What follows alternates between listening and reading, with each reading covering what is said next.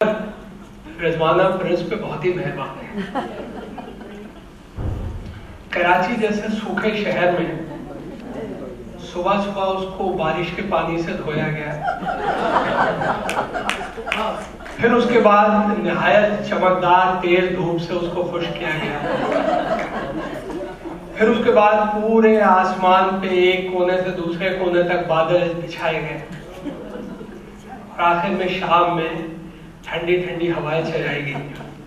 آپ انصاف سے بتائیے کہ افسانوں کی کتاب کی تقریب کے لیے اس سے زیادہ بہتر موسم تخلیق کیا جا سکتا ہے؟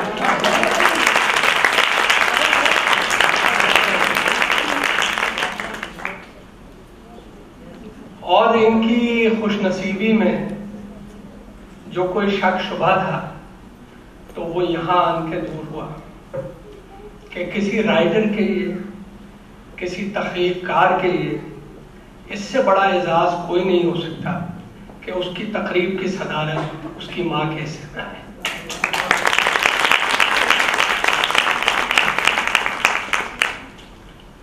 یہ تقریب شروع ہوئی تھی, بہت ہی پیاری نعت پڑھی گئی, پھر اس کے بعد حضرت محی الدین صاحب نے ایک سما باندھا, اور اس کے بعد ایک اردو میں, انگریزی میں, نظم میں, نثر میں خوبصورت باتیں کہی گئیں.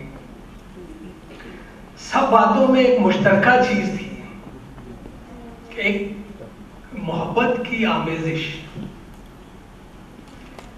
کوئی بھائی کے طور پہ, کوئی ماں کے طور پہ, کوئی دوست کے طور پہ, کوئی ان کے ساتھی کے طور پہ, کوئی ان کے ایڈیٹر کے طور پہ, ہر ایک ان سے اظہار محبت کر رہا تھا. اور آپ نے تو شاید کہا بھی کہ آپ کی جب ان سے ملاقات ہوتی ہے تو محب و محبوب آیا رشتہ ہوتا ہے.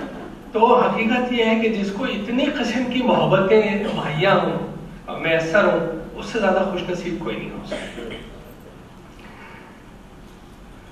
آپ نے یہ بھی کہا کہ میں خود یہ سوچ رہا تھا کہ بہن ہماری جو اناؤنسمنٹ کری, آپ یہاں کے بیٹھے رہے, پیچھے کہاں سے جائیں, اس میں آ رہے ہیں. سب سے زیادہ تو میسج میں آپ ہی نے کنٹریبیوٹ کیا ہے.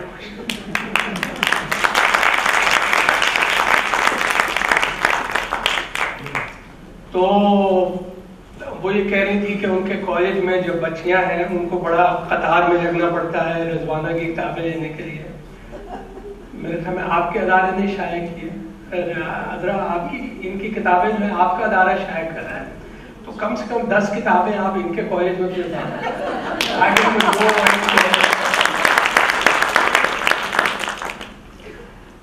اور ہماری زیبا شہناز صاحبہ یہ کہہ رہی تھی, آپ لوگوں کے ذہن میں یہ ہوگا کہ بھائی ابھی تک وہ کیا چیز ہے کہ سب کو تو مہمان کہا جا رہا ہے, یہ ان کو مہمان خصوصی کہا جا رہا ہے. تو یہ مہمان خصوصی جو ہے یہ دراصل ایک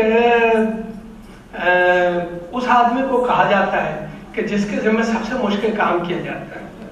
مثلا یہاں پہ سب نے بڑے فخر سے یہ کہا کہ بھائی ہم نے ان کی کتابیں جن پہ آج ہم تقریر کرنے والے نہیں پڑھی ہے یا پوری نہیں پڑھی ہے, حتیٰ کہ جو ان کے ایڈیٹر ہیں انہوں نے بھی کہا کہ میں نے ابھی آخری کتاب پوری نہیں پڑھی.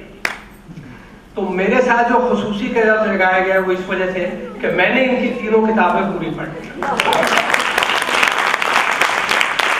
ان سے بات کرنے کا تھوڑا سا میرا حربن تھا, اور ایک کتاب تو جیسے کہتے ہیں کہ اوون ہاٹ پرسوں شائع ہو کے مجھے پہنچائی گئی ہے, وہ بھی پوری پڑھی پڑھی. شکر ہے کل اتوار کا دن تھا.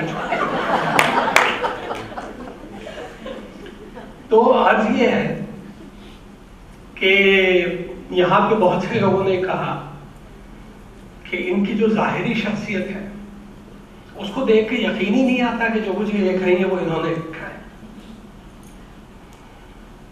اور کچھ نے تو باقاعدہ کہا کہ کزن جو ہے وہ برملا اظہار کرتے تھے اس بات کا کہ بھائی یہ کتابیں نہیں لکھ سکتی.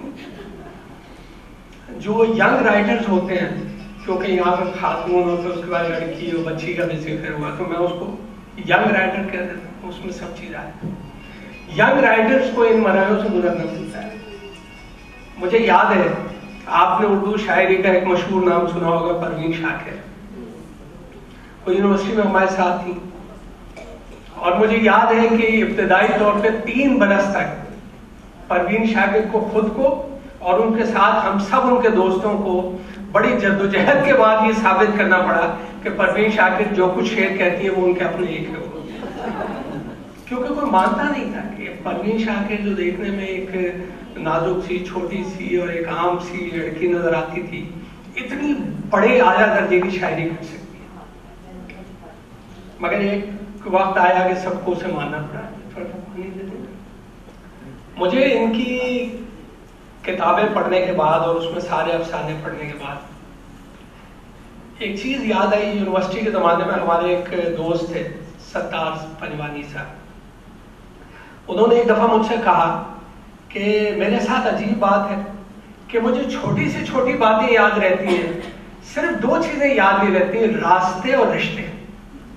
تو میں نے ان سے عرض کی تھی کہ کمال ہے کہ جو چیز یاد رکھنے کی وہ آپ کو یاد نہیں رہتی اور جو یاد نہیں رکھنے کی وہ سب آپ کو یاد رہتی ہیں.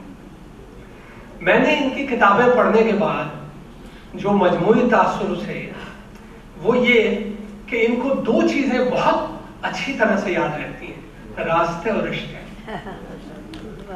ان کی جو بھی افسانے ہیں ان میں انسانی رشتوں کی جو امتزاج ہے، جو اس کی بھول گزریاں ہیں، جو اس کے مسائل ہیں، جو اس کے اندر جو عجائبات پیش آتے ہیں، ان سب کا ذکر بھی ہے. اور پھر آخر میں ان کے پیدا ہونے والی الجھنوں سے نکلنے کے راستے بھی انہوں نے کسی نہ کسی طرح بتائے. ہمارے ایک دوست تھے چیف منسٹر تھا سندھ کے، اور انہوں نے چیف منسٹر ہاؤس میں جو اپنی ٹیبل تھی اس میں میز کے نیچے ایک اتنا بڑا سارا شعر لکھ کے کتابت کرا کے کسی سے رگوایا ہوا تھا.